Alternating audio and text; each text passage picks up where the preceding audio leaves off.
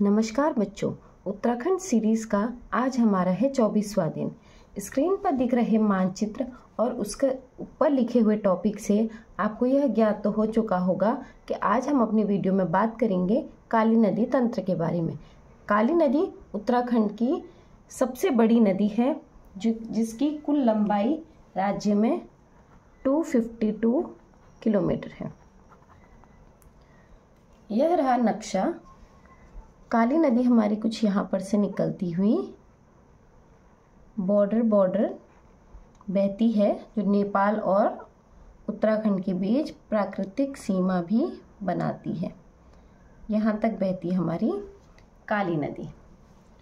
अब काली नदी के उद्गम स्थल की बात करूँगी तो काली नदी का जो उद्गम स्थल है वो लिपू लेक के पास स्थित काला पानी, इस जगह से इसका उद्गम स्थल है। इसको कहते हैं हम काला पानी। काला पानी से ही यह इसको कहते हैं ब्यास घाटी। यहाँ से निकली हमारी काली नदी। काली नदी जब आगे बहती हुई चलती है तो सबसे पहले हमारी काली नदी पर मिलने वाली जो नदी है उसका नाम है कुठियांगटी नदी।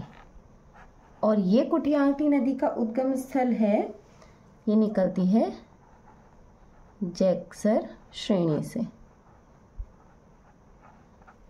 काला पानी से निकली काली नदी, आगे बहती गई सबसे पहली प्रमुख सहायक नदी कुठियांगटी, जो कि निकलती है जैक्सर श्रेणी से। काली नदी फिर जब आगे बहती हुई चलती है तो उसकी दूसरी सहायक नदी उससे आकर मिलती है, और ये सहायक नदी और कोई नहीं, ये है हमारी पूर्वी धौली गंगा। ये है पूर्वी धौली गंगा।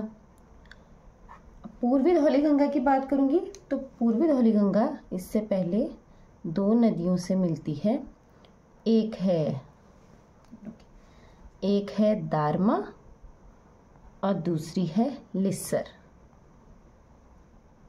दारमा लिस्सर दो छोटी छोटी सी नदियां हैं, ये आपस में मिलकर पूर्वी धौली गंगा बनाती हैं।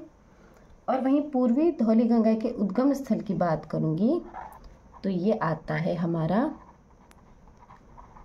गोवान खाना हिमनद से। गोवान खाना हिमनद से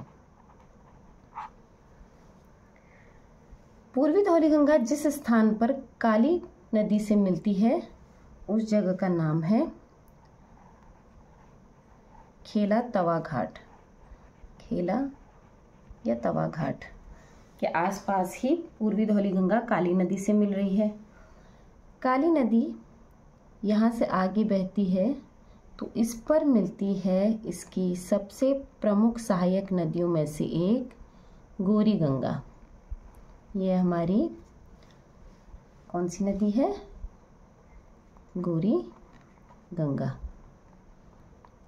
अब गौरी गंगा का जो उद्गम स्थल है उसकी बात करूंगी तो गौरी गंगा भी दो छोटी छोटी नदियों के मिलन से बनती है। एक है रालम और दूसरी है गौरी।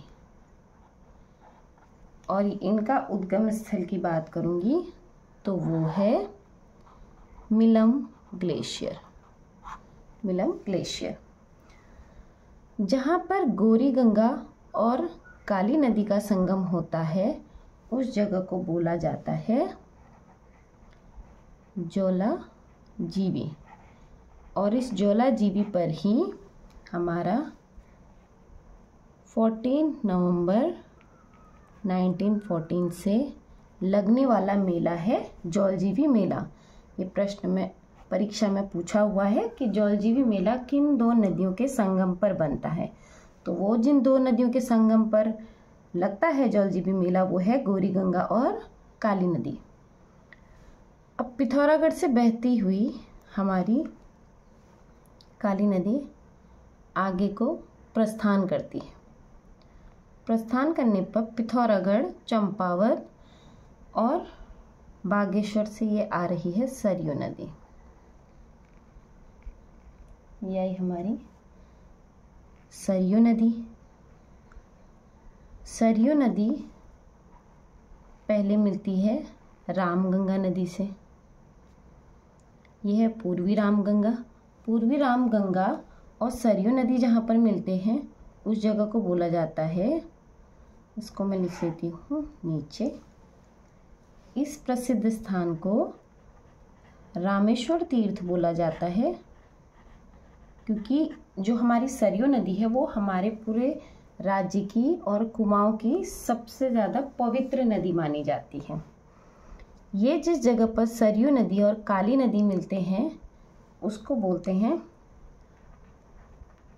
पंचेश्वर, या हम बोलेंगे काली कुमाऊं। काली कुमाऊं, ये आया समझ में। अब सरयू नदी बहुत इम्पोर्टेंट है तो थोड़ा पीछे जाके देखेंगे हम। सरयू नदी बागेश्वर में मिलती है एक प्रमुख नदी से जिसका नाम है गोमती। और गोमती और सरयू नदी के संगम पर बसा है बागेश्वर। ये भी परीक्षा में पूछा हुआ प्रश्न है। जब गोमती सरयू मिली, आगे बहती हुई अल्मोड़ा से आती है एक नदी, पनार नदी। ये है पनार नदी।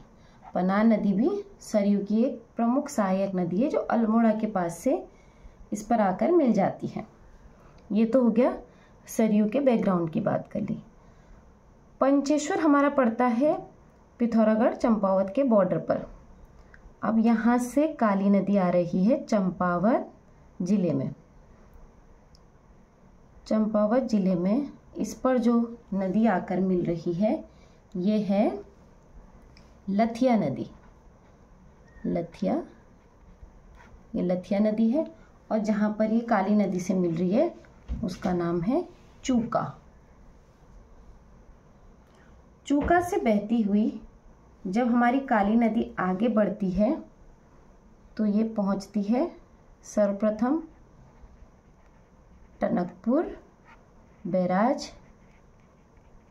टनकपुर बैराज से थोड़ा आगे बहती हुई ये पहुंच रही है हमारी बनबसा बैराज।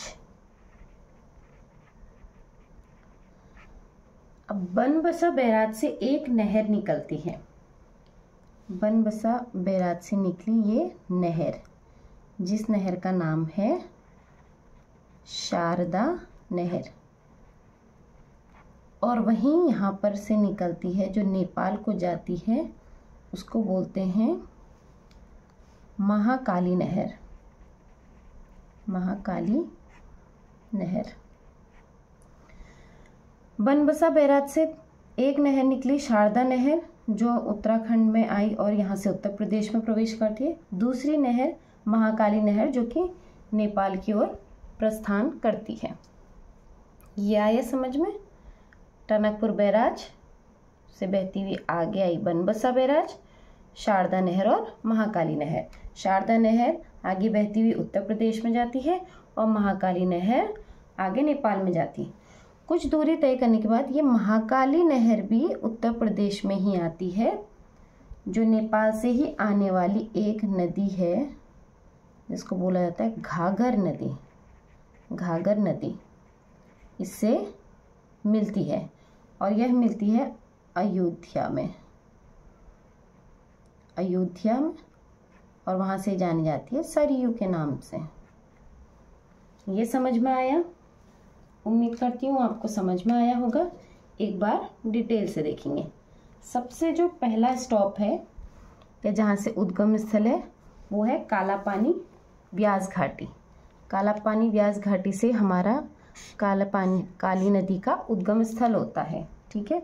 इस काली नदी को नेपाल में महाकाली के नाम से भी जाना जाता है, तो इसमें आप कंफ्यूज नहीं होंगे। काला पानी से बहती हुई सबसे पहले कुटियांगटी मिली जैक्सर श्रेणी से। खेला तवा घाट पे मिली पूर्वी धौली गंगा। खेला तवा घाट पे मिली हमारी पूर्वी धौली गंगा। जौलजीबी पे मिली हमारी गौरी गंगा। पंचेश्वर पे मिली हमारी सरयू नदी। चूका पर मिली लथिया नदी। टनकपुर बैराज टनकपुर बैराज के बाद काली नदी को शारदा के नाम से जाना जाता है। ये परीक्षा में बहुत बार पूछा गया है और हमारे पुराणों में भी काली नदी को शारदा नदी के नाम से ही जाना जाता है। तो काला पानी से लेकर टनकपुर बनबसा तक जो कुल दूरी तय करी है काली नदी ने, वो है 252 किलोमीटर। ठीक है बच्चों, ये स्क्रीन पर एक फ्लो चार्ट है, अगर किसी बच्चे को नक्शे में समझ में नहीं आया।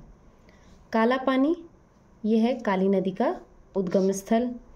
यहाँ से बहती हुई आगे आती है, सबसे पहले कुठियांगटी नदी मिली गूंजी नाम की जगह पर।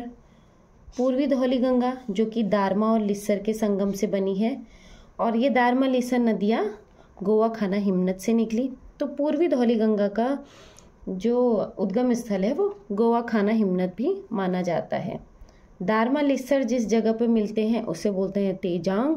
अगर पूछ लिया परीक्षा में तो लिख लीजिए। पूर्वी धौली गंगा काली नदी से जहाँ पर मिलती है वो है खेला तवा घाट। खेला तवा घाट से आगे बढ़ती हुई पहुँचती है काली नदी जौलजीबी पे। जौलजीबी पर इस पर मिलती है गौरी गंगा। गौरी गंगा की जो कुल लंबाई है वो 104 किलोमीटर है। ये समूह की परीक्षा में पूछा हुआ प्रश्न है। गौरी गंगा गौरी और रालम नदी के संगम से बनती है और इसका जो गौरी गंगा का उद्गम स्थल है वो मिलम ग्लेशियर को माना जाता है। जौलजीबी से आगे पहुंचती हुई पंचेश्वर काली कुमाऊं पहुंचती है हमारी काली नदी। यहाँ पर यहाँ की सबसे पवित्र नदी हमारे उत्तराखंड की एक सरयू नदी, कुमाऊं की तो सबसे पवित्र नदी है ही ये मिलती है। सरयू और काली नदी मिल रही है पंचेश्वर में। और सरयू के बैकग्राउंड में जाएंगे तो सबसे पहले इस पे मिल रही है पूर्वी रामगंगा, जिसकी राज्य में कुल लंबाई 108 किलोमीटर है। पूर्वी रामगंगा सरयू जहाँ पर मिलती है उसे रामेश्वर तीर्थ कहते हैं। और पीछे चलेंगे तो अल्मोड़ा से आने वाली पनान नदी मिलती है इस पे। और अगर आगे जाने के पीछे जाएंगे तो हम देखेंगे गोमती सरयू, ये बागेश्वर में मिलती है। गोमती सरयू आगे मिली, पनार से मिली, ये एक नदी बनकर बही। पूर्वी रामगंगा भी सरयू नदी पर आई। इस प्रकार से काली नदी में जो सबसे ज़्यादा पानी देती है वो है सरयू नदी। जो काली नदी का जल स्रोत बढ़ाती है वो है सरयू नदी। पंचेश्वर से आगे बहने के बाद चूका नाम के स्थान पर इस पर मिलती है लथिया नदी। लथिया नदी से मिलने के बाद काली नदी आगे बहती है टनकपुर बैराज, बनबसा बैराज। यहाँ से दो नहर निकलती हैं। शारदा नहर जो हमारी है उत्तराखंड में, जो आगे यूपी में चली जाती है, और ये है महाकाली नहर जो कि नेपाल में बहती है। घाघर नदी और महाकाली नहर अयोध्या में आकर मिलती हैं वापस से, और ये सरयू के नाम से जानी जाती हैं। ये चमेलिया, रामगुना, ये क्या है? नेपाल से आने वाली नदियां हैं जो नेपाल में बहती हैं और बॉर्डर पे आके इनसे क्या करती हैं, सहायक नदियां हैं। तो कभी भूले भटके परीक्षा में पूछ लिया जाए कि नेपाल से कौन सी नदियां हमारी काली नदी में मिलती हैं, तो वो है चमेलिया, रामगुना, और भी छोटी बड़ी काफ़ी नदियां हैं पर ये प्रमुख नदियां हैं। तो उम्मीद करती हूँ आज आपको काली नदी तंत्र समझ में आया होगा। इसी प्रकार मेरे वीडियो को ढेर सारा प्यार देने के लिए धन्यवाद, और आगे भी अपना स्नेह प्यार मेरे वीडियो को देते रहें। धन्यवाद।